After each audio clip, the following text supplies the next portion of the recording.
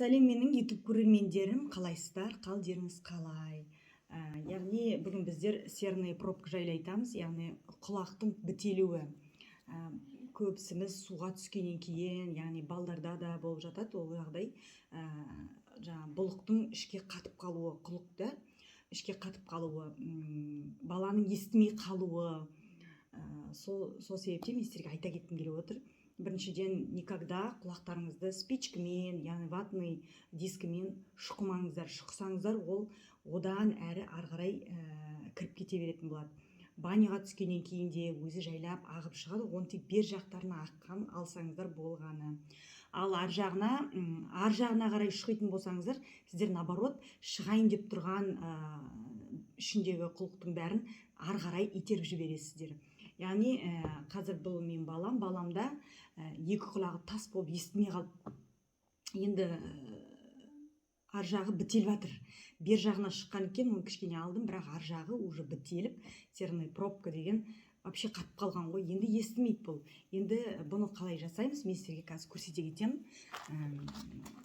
Яғни кел балам, жат мына жерге.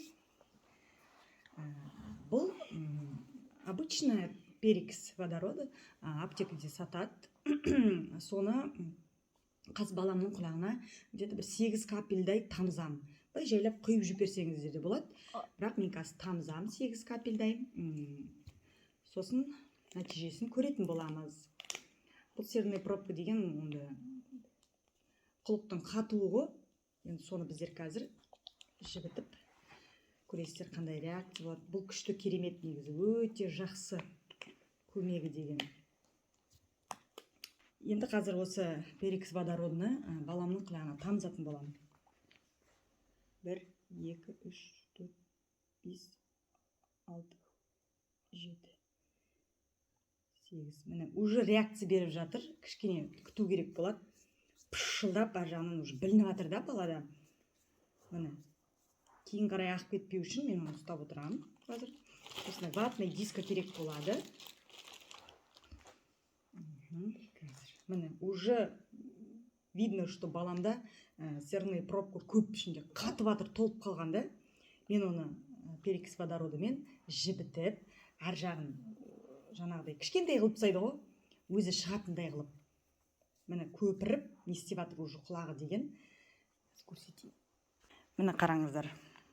Құлағы уже реакция беріп жатыр, міне. Өз жұмысын жасап жатыр. Перекись водороды ішіндегінің бәрін қуырып, не істеп жатыр, пісіріп жатыр. Қорықпаңыздар, ешқандай зияны жоқ. Ол бұрыннан осыны әдісті қолданам. Сіздерге көрсетейін деп жатырмын соны. Енді келесі жаңағыдай көпірді жібіттім, ішіндегісін, уже ішіндегісі почти оның несі, жаңағы құлық, қатып қалған құлық, ол уже кішкене мыжырайып қалды. Енді мынандай бізге груша керек болады кішкентай. Соны осындай жылы су құйып аласыздар, жылы, қан жылым қылып. Соны бірінші осылай ауасын шығарып аламыз грушының. Сосын өзімізге су толтырып аламыз грушының ішіне.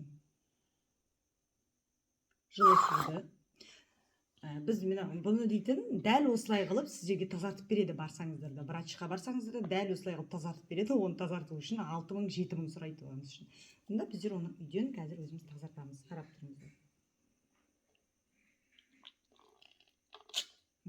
Құлағыңды түсір, төменге түсіре ғой.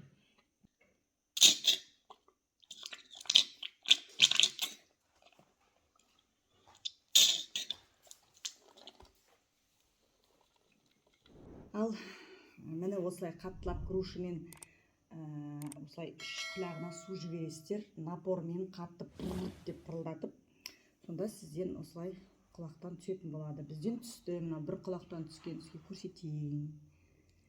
Қазір. Мына біреу тұрғаны ең үлкен ішіндегі, астындағысы, наверное, түбіндегісі. Қап-қара болып тұрғаны шықты. Енді қазір екінші құлағын тазартатын боламыз. Дәл осылай шығады. Себебі мен балам естімей қалған болады. Міне қараңыздар оқырмандар, мен мында алып келдім ваннаға, чтоб удобно болсын деп балаға. Мына қараңыздар, құлағына деген әбден бәрі шығып жатыр. Мынаның үсті деген вообще ванна қараңыздар. міне мына жерге дейін қойып қойдым, көрсетем деп. Мына қараңыздар, әлі шығып жатыр, бір құлағынан тек қана.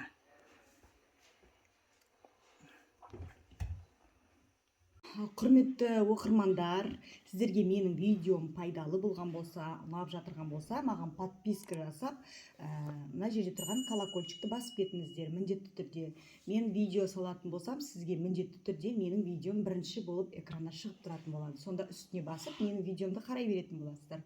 Сіздерге жұма сайын пайдалы және денсаулықтарыңызға пайдасы бар ақпараттармен бөлісіп отыратын боламын. Дәл осылай балаларыңызды өздеріңіздің де құлақтарыңызды тазартып, үйден тазартып алуға кеңес беремін. Рахмет, сау болыңыздар.